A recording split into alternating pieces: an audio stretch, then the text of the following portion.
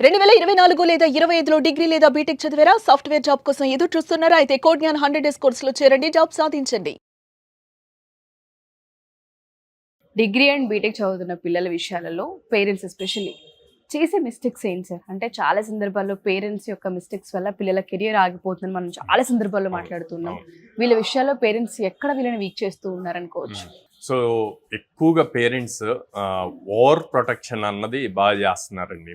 నేను ఈ మధ్య కాలంలో ఇంటరాక్ట్ అవుతున్నప్పుడు తెలిసింది, ఇదివరకు గర్ల్ చైల్డ్ని అట్లా చేస్తారనుకుంటే ఇప్పుడు బాయ్స్ని కూడా అలాగే చేస్తున్నారు. ఎందుకు అంత చేంజ్ వచ్చిందన్నది నాకు అర్థం కాలేదు, కానీ బట్ అది చాలా ప్రాబ్లం క్రియేట్ చేస్తుందండి. ఇంత టెక్నాలజీ చేంజ్ అవుతుంది, ఇంత డ్రాస్టిక్ చేంజెస్ వస్తున్నాయి.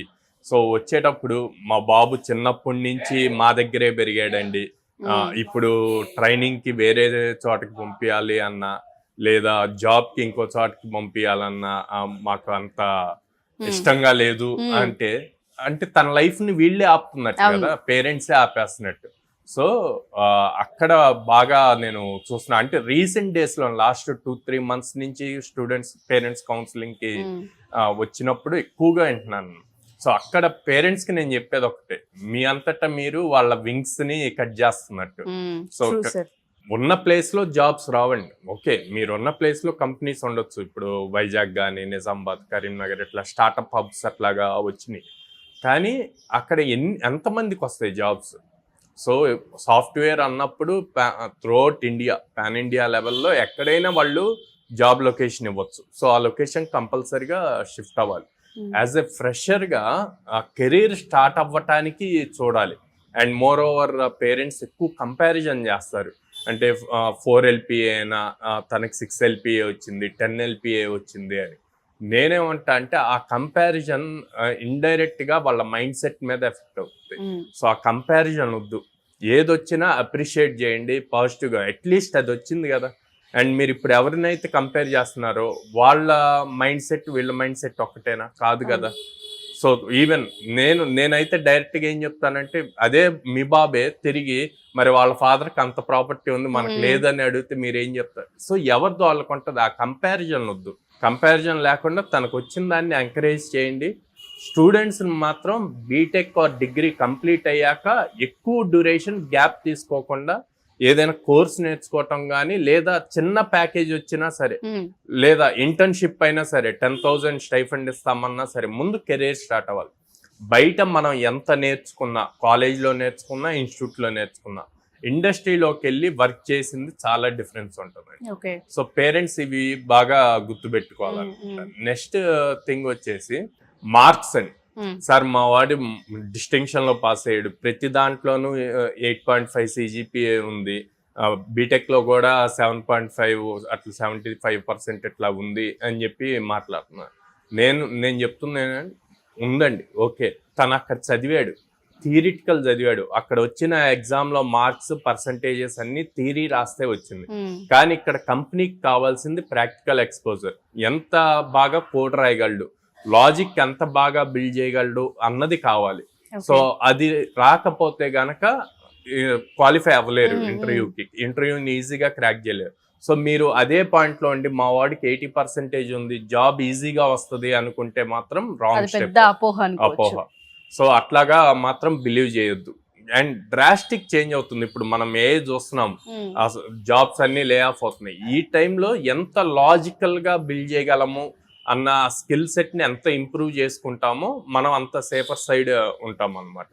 సో ఈ పాయింట్స్ అన్ని వాళ్ళు కన్సిడర్ చేసుకోవాలండి. పేరెంట్స్ ఎవరైతే చూస్తున్నారో వీడియో, వాళ్ళు గనక నిజంగా ఏ మిస్టేక్స్ చేస్తుంటే త్వరగా రియలైజ్ అవ్వాలి. డెఫినెట్ గా సార్. సో మీరు అన్నట్టుగానే ఫస్ట్ వాళ్ళని వాళ్ళ ఏరియా నుంచి ఇంకో ఏరియాకి పంపడానికి సిద్ధంగా లేకపోవడం బిగ్గెస్ట్ రీజన్ అవుతుంది. అండ్ అబ్బాయిల విషయాల్లో కూడా మీరు ఎక్స్పీరియన్స్ చేశారు కాబట్టి చెప్తూ ఉన్నారు. అండ్ దాంతోపాటు పర్సంటేజ్ మెయిన్ మ్యాటర్స్. 80% ఉంది, 90% ఉంది, సో జాబ్ వచ్చేస్తుంది అన్న అపోహ చాలా మందికి ఉంటుంది. అండ్ వీటితో పాటు చాలా మంది అనేది ఏంటి అంటే 4 years కష్టపడి చదివారు కదా, ఒక 2-3 months గ్యాప్ ఇద్దాంలే పిల్లలకి అని తెలియకుండానే వాళ్ళ బ్రేక్ ని ఫస్ట్ వీళ్ళే ఫీల్ అవుతూ ఉంటుంటారు. అంటే ఆ గ్యాప్ ఇచ్చారనుకోండి, ఓకే, గ్యాప్ ఇచ్చినప్పుడు ఏమవుతుంది, వీళ్ళ బీటెక్ కంప్లీట్ అయ్యి ప్రాజెక్ట్ రివ్యూ అంతా కంప్లీట్ అయ్యేసరికి సమ్మర్ వస్తుంది. సో సమ్మర్ వచ్చేసరికి బేసిక్ గా పేరెంట్స్ ఏం ఆలోచిస్తారంటే ఎస్పెషల్లీ మన దగ్గర ఉన్న టెంపరేచర్స్ బేస్ చేసి 40-45 దాకా వెళ్తాయి కాబట్టి ఇంత ఎండలో ఎందుకు పంపించటము బయటికి, ఏదైనా అవుతుందేమో అన్న దాంట్లో ఉండి పంపించరు. సో అక్కడ 1 or 2 months అయిపోయింది. అండ్ ఆ 2 months సమ్మర్ అయ్యే లోపే మనకి రైనీ సీజన్ వస్తుంది. అది ఎట్లా వస్తది అన్నది తెలియదు. ఒకేసారి కుంభవృష్టి రావచ్చు, లేదా అసలు పడకపోవచ్చు. అలా వచ్చినప్పుడు మళ్ళీ అరే ఇంత వర్షాలు పడుతున్నాయి, ఎక్కడ చూసినా వరదలు వస్తున్నాయి అంటున్నారు, ఎలా పంపిస్తాము, ఇప్పుడు వద్దులే అంటారు.